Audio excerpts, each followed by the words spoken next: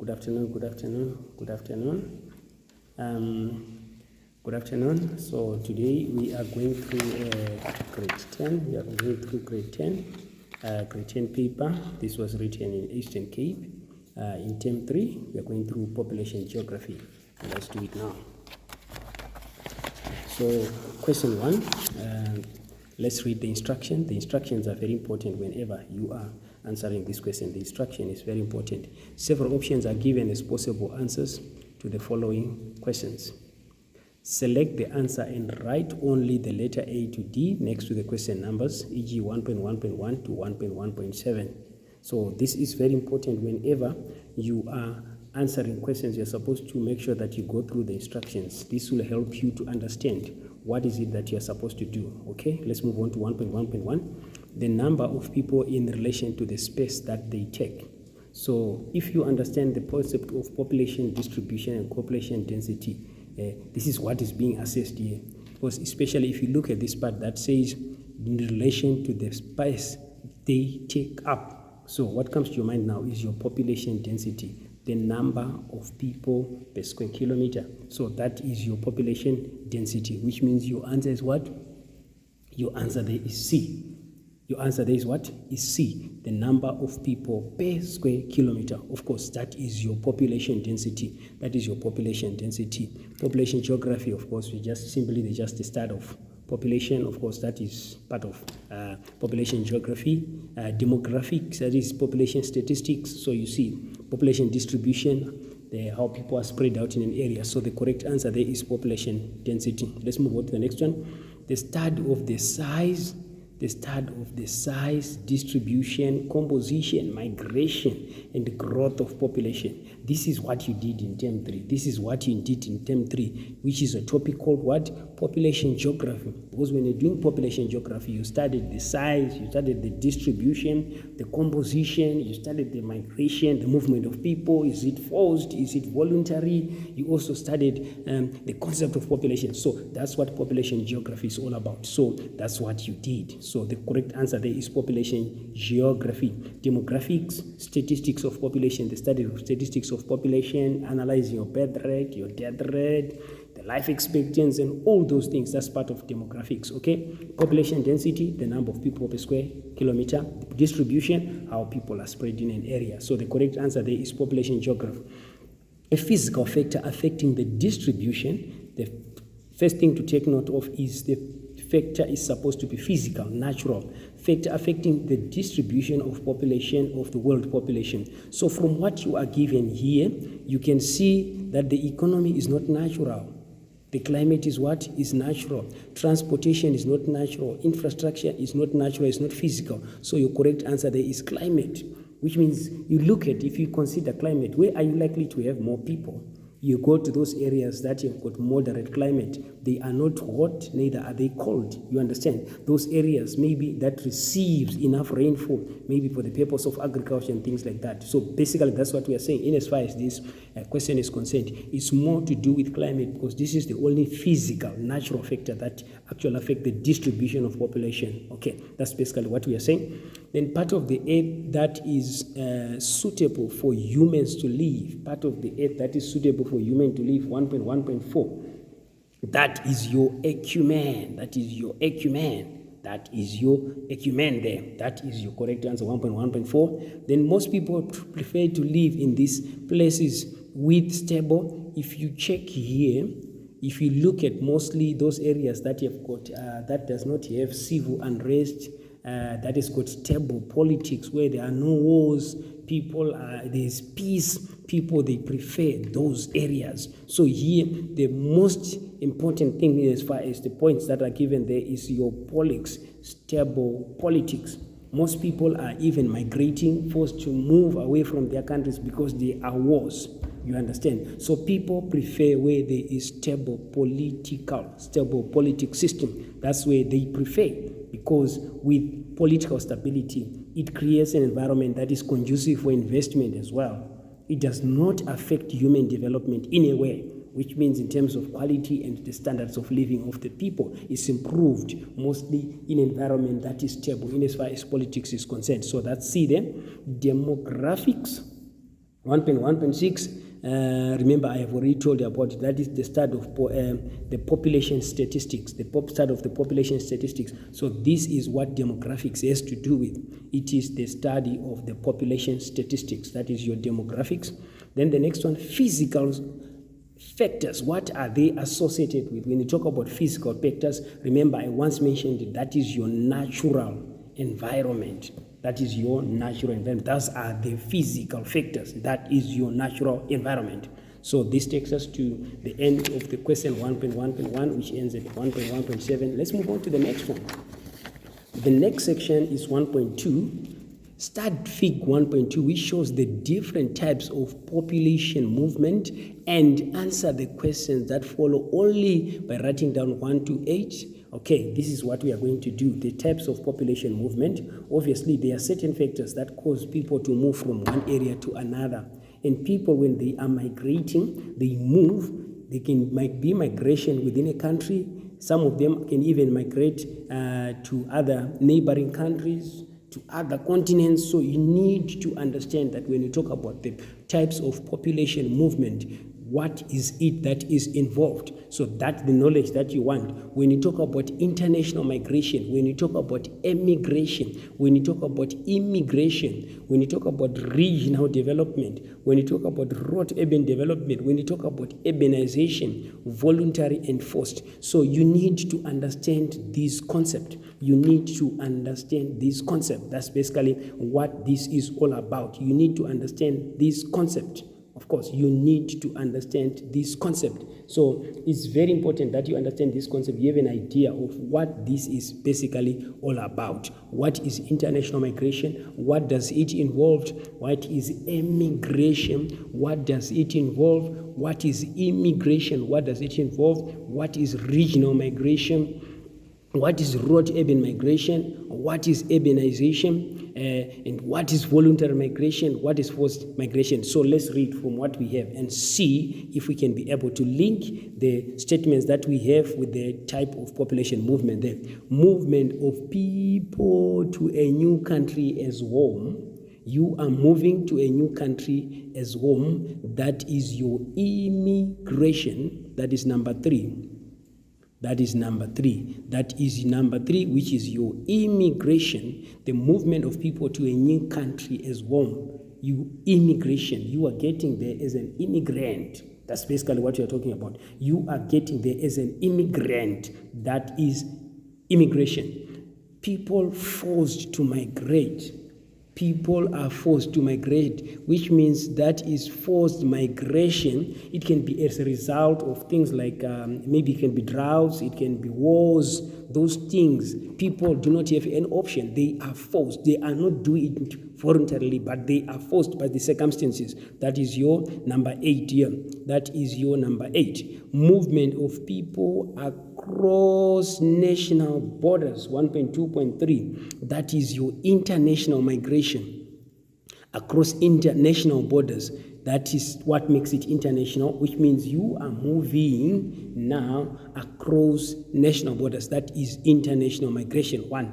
The result of rural to urban migration, where more people settle in towns and cities.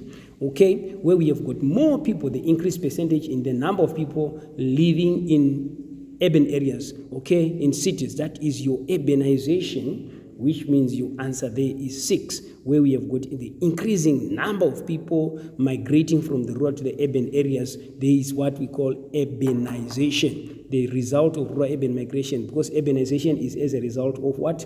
Rural to urban migration. When people are moving from the rural to the urban areas, obviously the urban areas have a lot of pull factors. They are things that actually attract people to stay within the urban areas, like maybe better services, higher chances of getting employment, you understand, among other reasons. Okay, the movement of people from their country, the movement of people from their country of origin to another country, the movement of people from their country of origin to another country.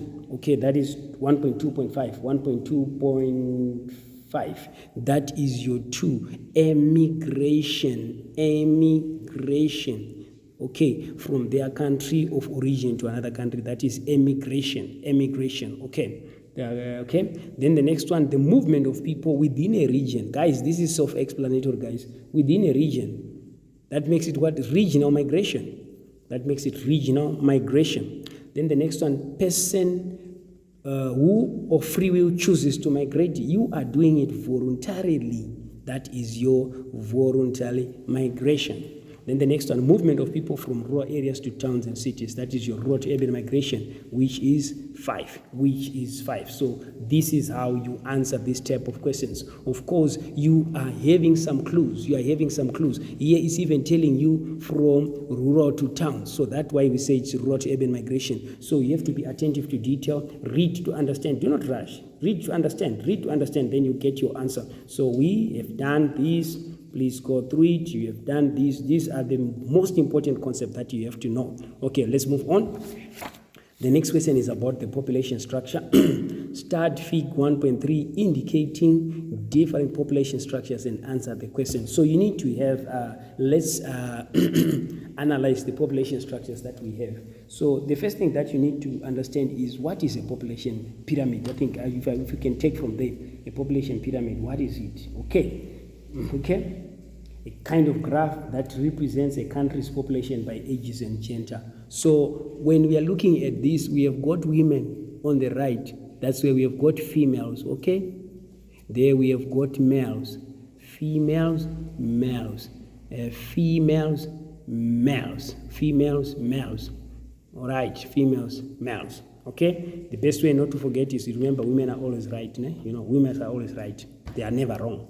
Okay, on the population pyramid, okay, you've got females on the right and males on the left. So here you have got female, because you understand, remember I said that in terms of what? Ages and also gender. In terms of ages and gender. So this is showing you the ages. That's basically what we are talking about. This is showing you the ages. Then where we said female on the right, males on the left, that is what is showing gender now. That's what is showing gender. So when you look at the population pyramid, you can be able to analyze. You can be able to deduce whether it's a developing country or it's a developed country. How do you go about it? Remember, we compare things such as the birth rate and the death rate. That's what we compare in most cases. You look at the numbers of people born per 1,000 people in a year within a country. That is your birth rate. Number of people that die in a country per 1,000 people in a that is your death rate. So it is explained as a ratio. That's why we call it birth rate. Number of people born per 1,000 people in a year in a country. So it's expressed as a ratio. That's why we call it birth rate. That's why we call it death rate, because it is expressed as a ratio. The number of people born per 1,000 people in a year within a country. Okay, that is your birth rate. Number of people who die per 1,000 people in a year within a country. So that's your death rate. So it is expressed as a ratio. That's why we call it birth rate, death rate. So in most cases, when you look at this, this shows you a developing country. Why are we saying a developing country? You look at the base of your population pyramid. It's broad, which means that there is a higher birth rate, which means there is a lot of people, number is high in as far as the number of people that are born per 1,000 in a year. There is a higher higher birth rate, higher BR, okay, birth rate. What could be the reason between higher birth rate? Number one could be because they do not use contraceptives. That could be another one. Then the other reason could be they're still traditional societies. Of course, they're still traditional societies who regard having large families as a status. Okay, just to say, of course, you should have more kids. You should have more kids. It's something that is culturally accepted. So as a result, you find the many families have got a lot of children. It's something that is culturally accepted. Then the other reason could be a couple will be searching for a particular sex. Okay, the first one, you have a boy, you said, no, now we need a girl.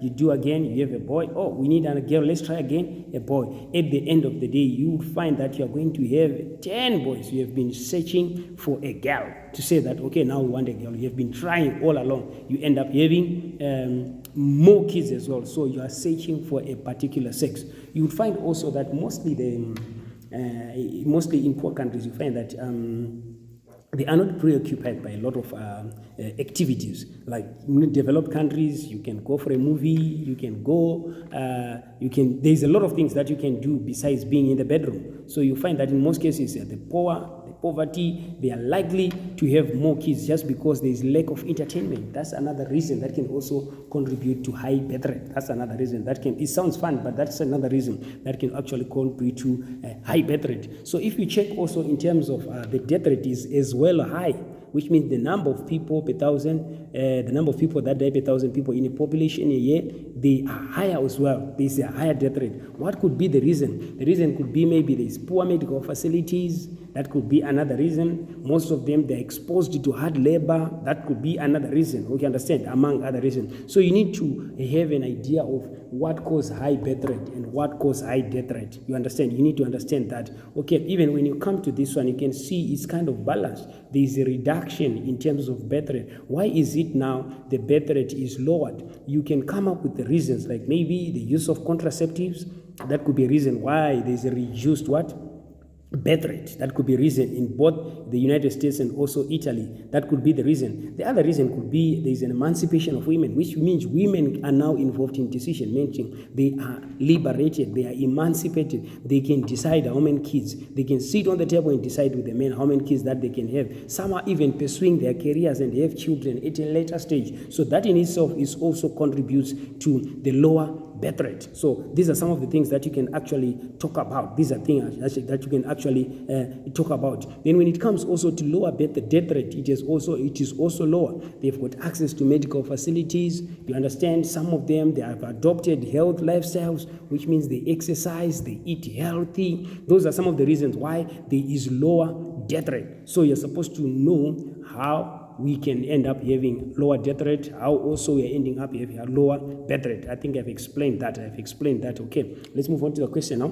Which country, according to the graph, shows a declining population? Of course, if you want to see whether the population is increasing or decreasing, obviously we look at birth rate and death rate. Birth rate minus death rate, it gives you a natural increase. Okay, it gives you a natural increase. Okay, whether it's positive or negative, which means we are saying when our birth rate is more than death rate, we are going to have a natural increase that is positive. That's basically what we are saying. But when we have our birth rate less than death rate, we are going to have that is what? Negative. That's basically what we are saying. Okay, so it means if we have got higher birth rate and lower birth rate, it likely means that we are likely to have a increasing population because we have got more people that are born per thousand as compared, okay, to the people that are dying per thousand. So obviously we are likely to have an increase in terms of our population. That's why we are calling this the natural increase. Birth rate minus death rate.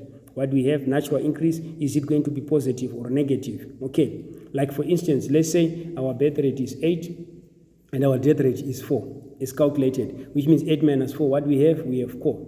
If we said our birth rate is 4 and our death rate is, we are going to have negative what?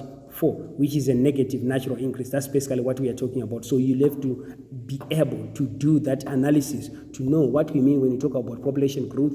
How do we come to the conclusion to say it is positive, natural increase, or it's negative? We look at that. We are looking at the difference in terms of our birth rate and also our death rate. That's how we do it. Of course, we can also include immigrants and emigrants as well at some point, but mostly the natural increase, it has something to do with the difference in terms of your birth and death rate. Okay, what else do we have? So here, country according to 1.3 shows a declining population. So you can see the one that shows a declining population. Obviously, we are looking at here what we have, birth rate, what we have there. So which means it's likely to be negative if you consider the figures that we have here. So the answer there is Italy.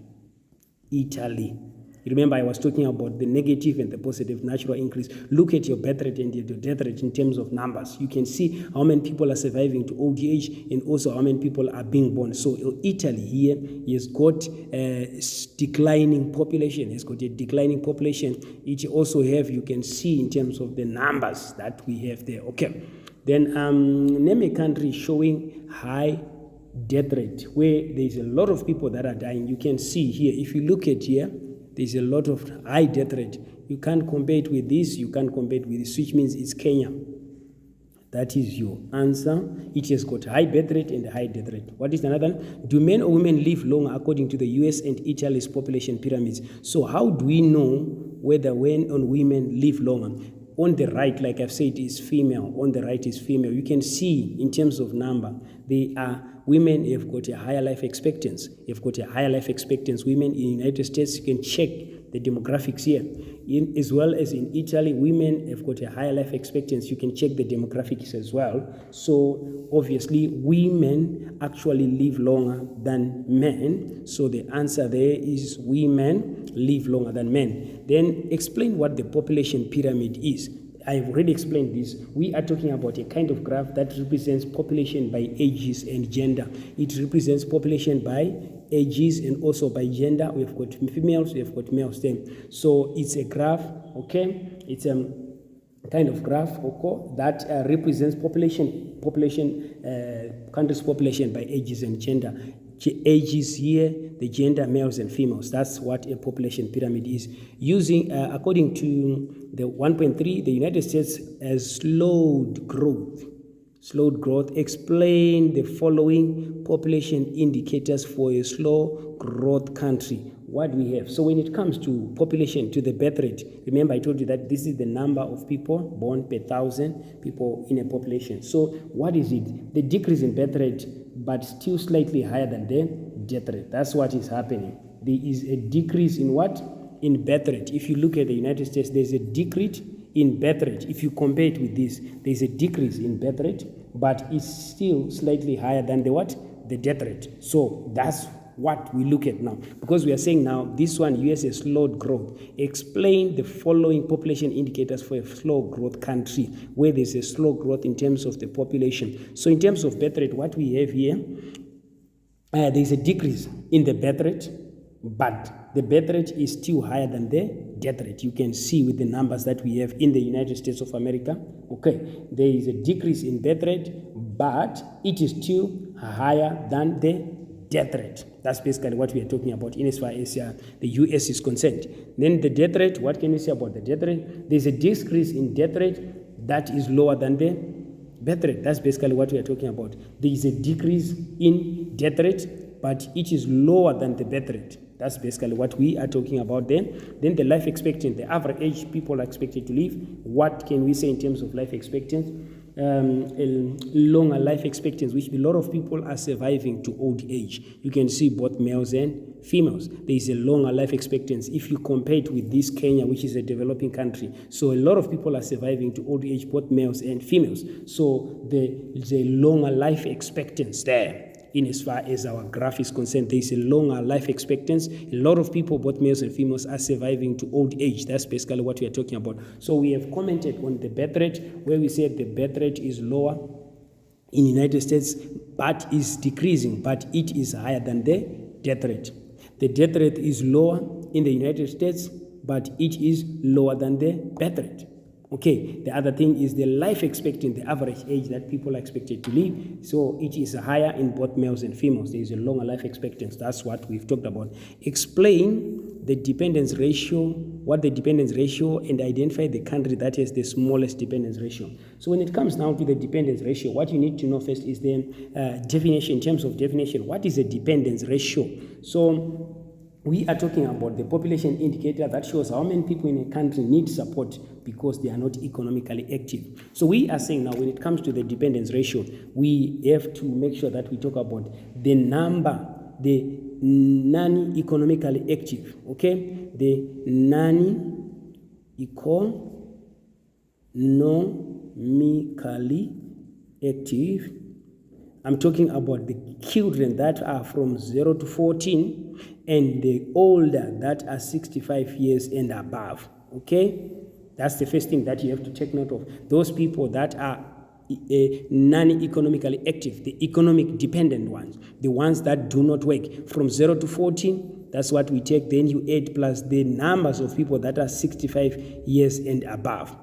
That's one thing that we also look at. We also look at the economically active. Economically active.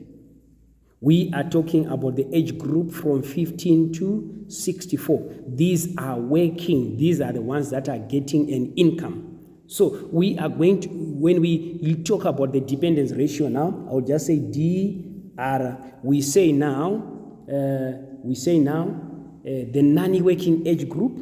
non-working age group, working age group, non-working age group, which is your 0 to 14 plus 65 and above. That is the non-working age group over what?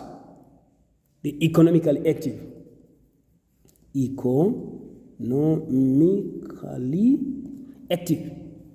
The ones that are working, which is from 15 to 64 age group. So this is how you do your dependence ratio. The non-working, those ones that are not working, that are economically dependent, that is your 0 to 14 plus your 65 and above. So those people do not work. They are economically inactive. They do not work. They are depending on those ones that work. So the non-working age group 0 to 14 plus the 65 and above. Then you divide it by the economically active. Then you multiply it by 100. That is your dependence ratio. That is your dependence ratio. That's how you do your dependence ratio. A population indicator showing how many people in a country need support because they are not economically active. So that's how you calculate your dependence ratio. We are comparing the non-working age group, which is from 0 to 14 years, plus the 65 is non-working, divided by the economically active, which means those ones who are working from 15 to 64. So that's how you calculate your dependence ratio. That's how you analyze your dependence ratio. Your dependence ratio, that's how you do it. That's how you do it. So dependence ratio is non-working age group over economically active multiplied by 100. That's how you do your dependence ratio. Let's check now. The country that has got the smallest dependence ratio. So if you look now in terms of what we have here, you would find that the one that has got a smaller number in terms of dependence ratio will be Italy. That will be your Italy. We are getting this by analyzing our population pyramid. Our population pyramid. Check the ones that are below from 0 to 14, the numbers, the dependents, in the numbers that are 65 and above, in the numbers that are economically active. That's how we get to say it has got the smallest dependence ratio, which means we have got a lot of people that are still economically active. That's basically what we are talking about, which means from somewhere here up until there. The number of people that are economically active, if you compare, you find that it has got a larger number of people that are economically active as compared to the people that are economically inactive. So that's what gives us what? The small number, which is Italy. So that's Italy there. Let's move on. The next question, 1.4, read the scenario and start the graph on fertility rates and answer the question. Let's go through it now. Fertility rates. Declined fertility rates are driving this slowdown in population growth. Although the global population is expected to increase for many decades to come, the population growth is slowing rapidly. Okay, this is driven by the dramatic decline in fertility rates, which measures the average. We are defining the fertility, the average number of children per woman. You find that if you can check what is happening now, according to the world advancement, the changes that are taking place, more women are not having kids. Some of them are willing to have just small numbers as compared to the traditional society where we have got women as much as 10, 15 kids. Like I'll give an example. In my family, we are 10. I'm the last born in that family of 10. So you can imagine, most families now, they prefer 2 kids. Some prefer even 1. Some are even adopting. So we are saying now there is a decrease in terms of the average number of children per women. Most women, they are pursuing their careers. Most women, they're pursuing their careers. Some are not even finding the need to get married. They are seeing themselves as independent.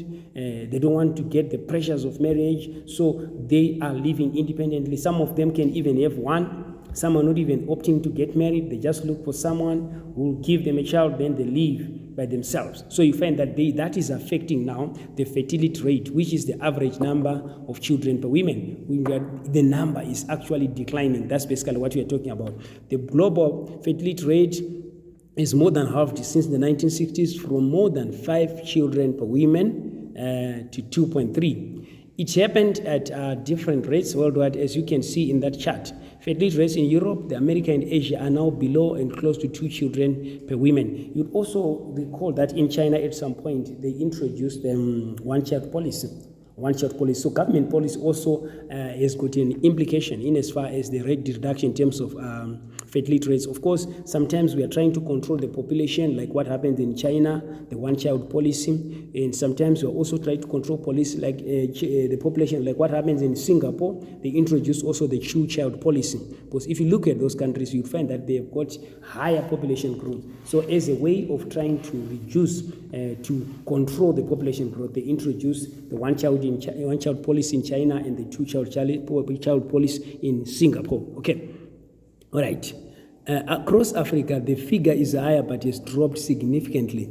Across Africa, the figure is higher but has dropped significantly. So you can see also in Africa or in developing countries, there is improvement in terms of literacy, high literacy rate. So it means now women, they are more emancipated. You can also see that there is hardships in terms of the economy. Of course, high rates of unemployment, among other things. So it's also making it difficult for actually couples to have bigger families, for women to give birth to a lot of children. Okay, 1970, it is nearly 7 children per woman. Today, it is almost 4, and the UN expects rates to fall less than 3 by 2015 and approach to 2 by the end of the century. So these are the trends in as far as the fertility rates are concerned. There are changes that are taking place. So what could be?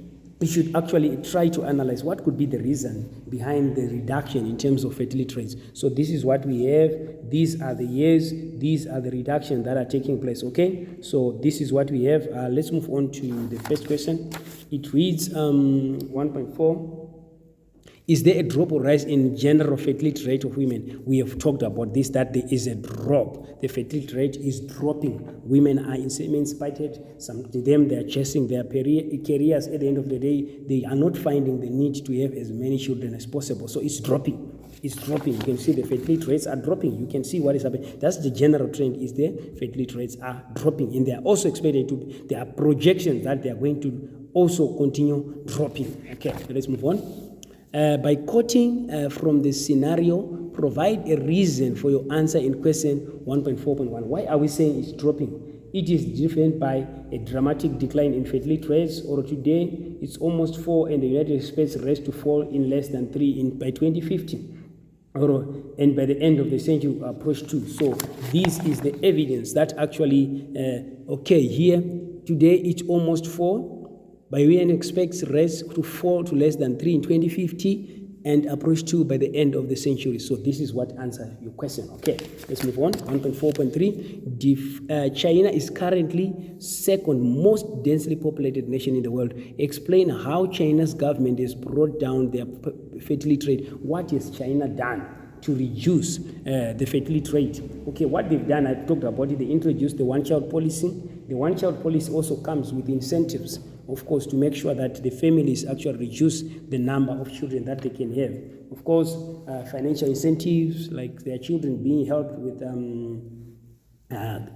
getting to school, in terms of learning, in terms also of finding employment, among other reasons. But it's the one-child policy. That's what they introduced. So there was a one-child policy, okay?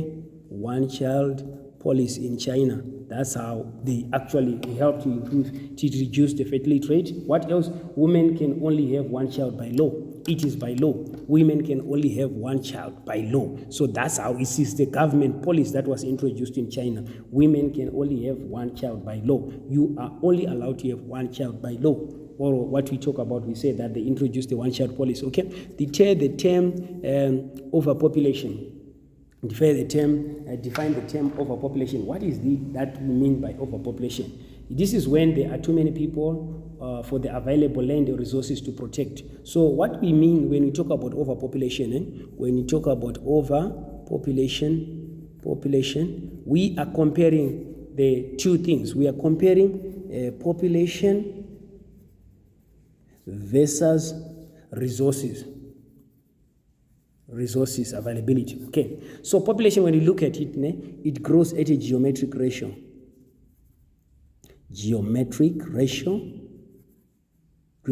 or rate. Okay, this one grows at an arithmetic, okay, right? Okay, so it means this one sort of doubles.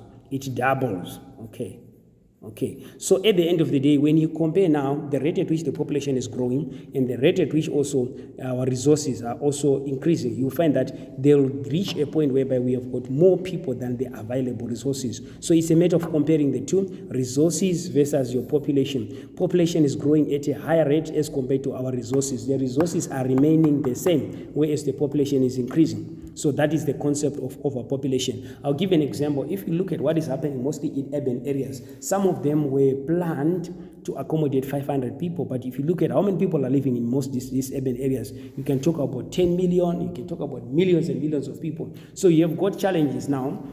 In that now, the resources in terms of the health sector, it cannot be able to accommodate in hospitals and clinics the increasing number of people, because we are not upgrading, we are not building more hospitals, we are not building more clinics. There's can end up to a situation of overpopulation because there is more strain on the available resources. That's basically what we are talking about. Whereas the population is growing, but the resources are not developing, are not growing as well. We have got a problem also in urban areas of streaming of sewage. Why? It is because that sewage was actually built for support a certain number of people. But now, how many people are living within the urban areas? They are more. Hence, we have got the challenges of bursting of sewage because the pressure is too much. We are saying now the population is growing faster as compared to the rate at which our resources are changing or are also expanding. So at the end of the day, the population, the available resources will not be able to support the growing population. That is your overpopulation, which is divided. When we have got too many people for the available land and resources to protect them to maintain. That's basically what we are talking about. They've got more people as compared to the available resources. That your overpopulation is more than what the resources can support. It's more than what the resources can support. That is overpopulation. Sustainable development carrying capacity is the idea that a community can develop and survive if they use the resources at their disposal in such a way that it will ensure the livelihood of that community. 1.4.5, that is your sustainable development. So sustainable development, obviously, we are using resources with the mentality that the future generations should be able to benefit as well. That's what sustainable development is all about. So sustainable development, you've got three pillars. It looks at the economy, the social aspect, then also the environment. These are the three pillars of sustainable development: the economy, the social, and the environment. Economy, of course, we are focusing on economic development. Economic development, the idea is at some point the benefits of the economic development will trickle down to improve the quality of and the standards of living of the people. You understand? And also bearing in mind that this development is taking place within the environment, our earth. We have to preserve, we have to make sure that we use our resources sustainably in a wise way, because we want the future generations to benefit as well. So these are the pillars of sustainable development. That is your economy, social, and environment. Okay. Explain in a paragraph of unfurled 8 lines the consequences, which are more like the effects, okay, of the increase in world population. What are the effects of increase in world population? What are the likely challenges that we have when we have got more people than the available resources in the world population? Number one, agricultural land. As the population increases, the available ones decrease agricultural land. There is pressure on the available resources. That's number one. The effects of the increase, we can talk about deforestation. More than half of the Earth's original forests is disappearing. Because why? Because as we have more people, half of the Earth's original forests have disappeared. That's another challenge that we have, the consequence of increase in population. Because as we have got more people, there's a higher demand in terms of these different sources of energy. We can talk about the food as well. There's shortage of food on Earth. However, there's a problem with proliferating as well as the access to food. There's a difference between access and affordability. That's one thing that we have to take into consideration. There's also the issue of urbanization. More and more people on Earth live in towns and cities, so there's also putting a pressure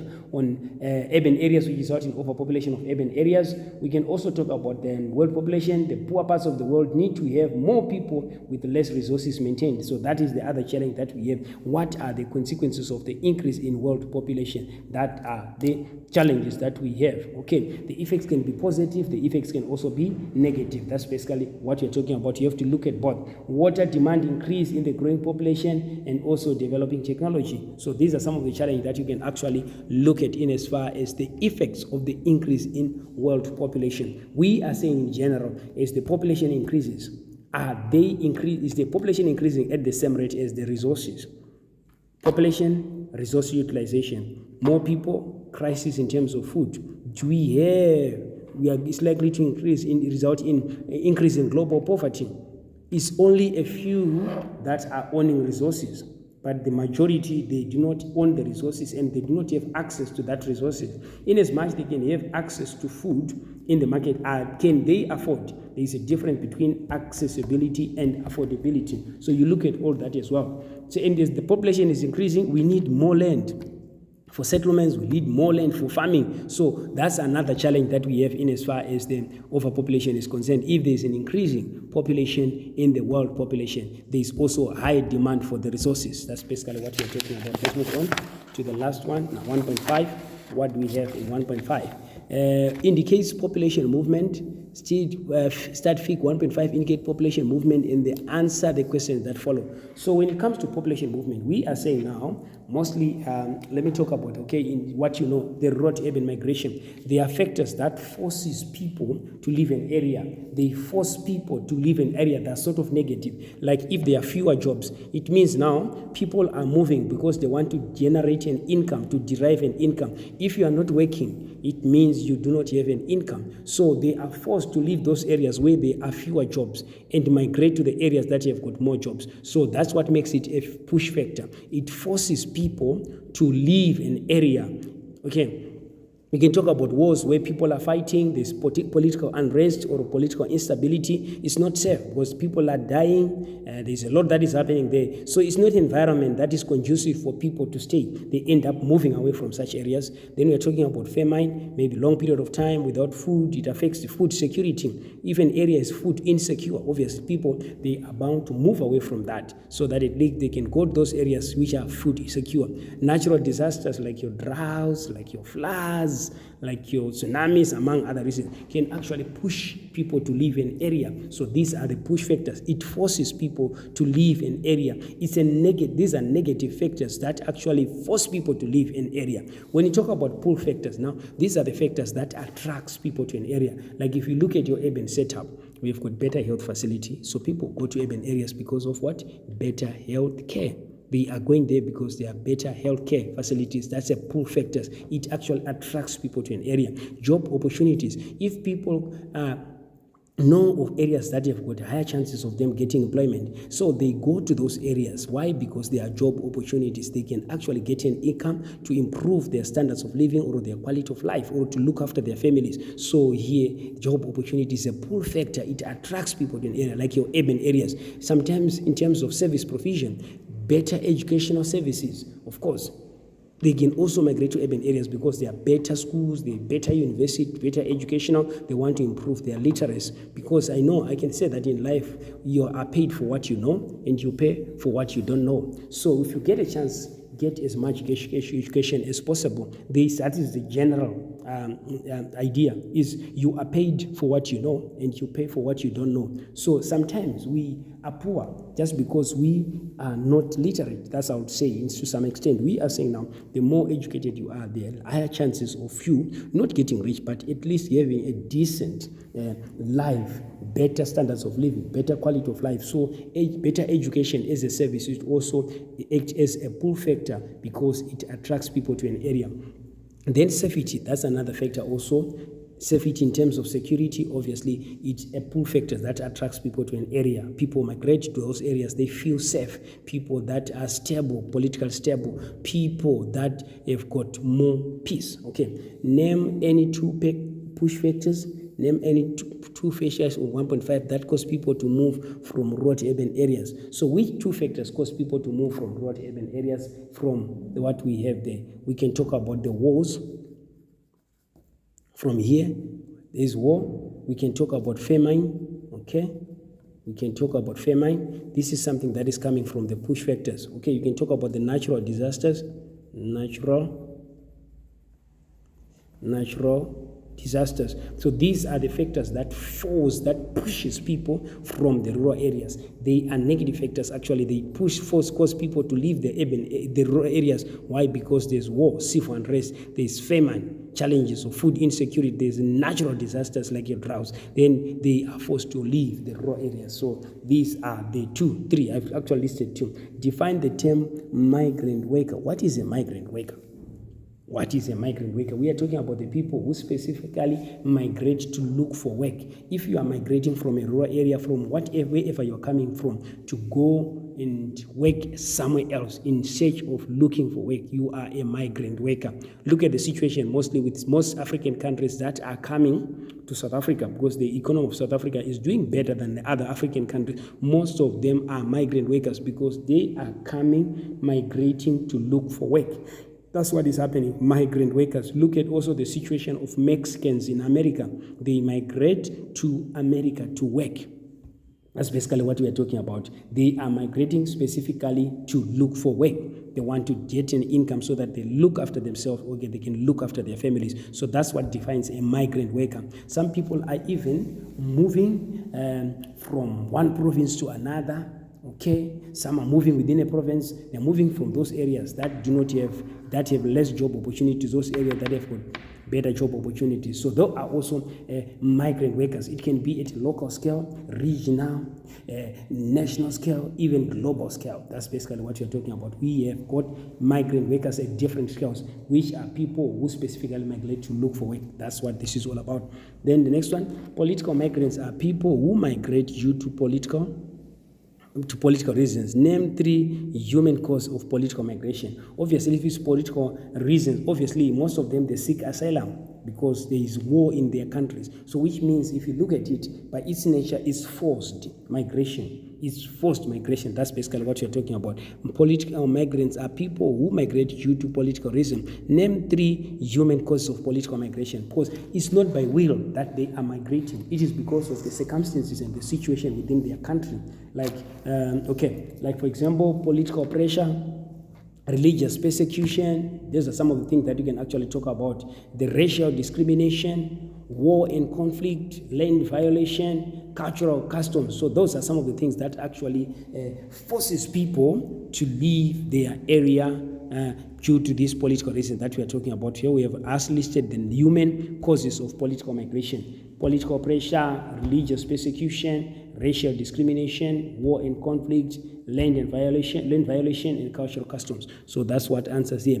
Explain what the term xenophobia means. Xenophobia is a common term, guys. This is a common term. A strong and unreasonable dislike for the fear of people from other countries.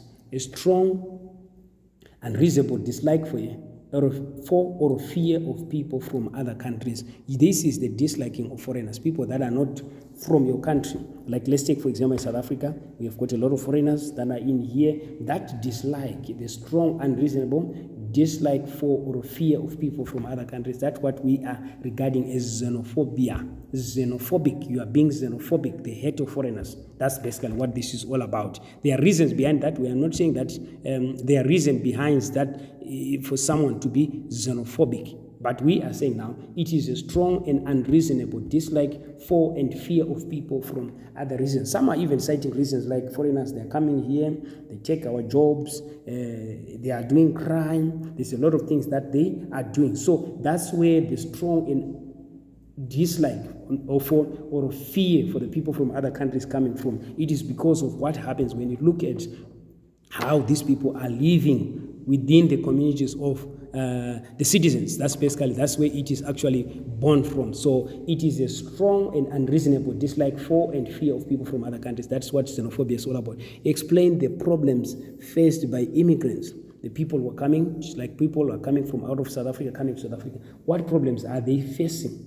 They must adapt to the new culture. Remember, you are coming from a country that uses a different language, that have got a different way of living. So you have to adapt to the new culture.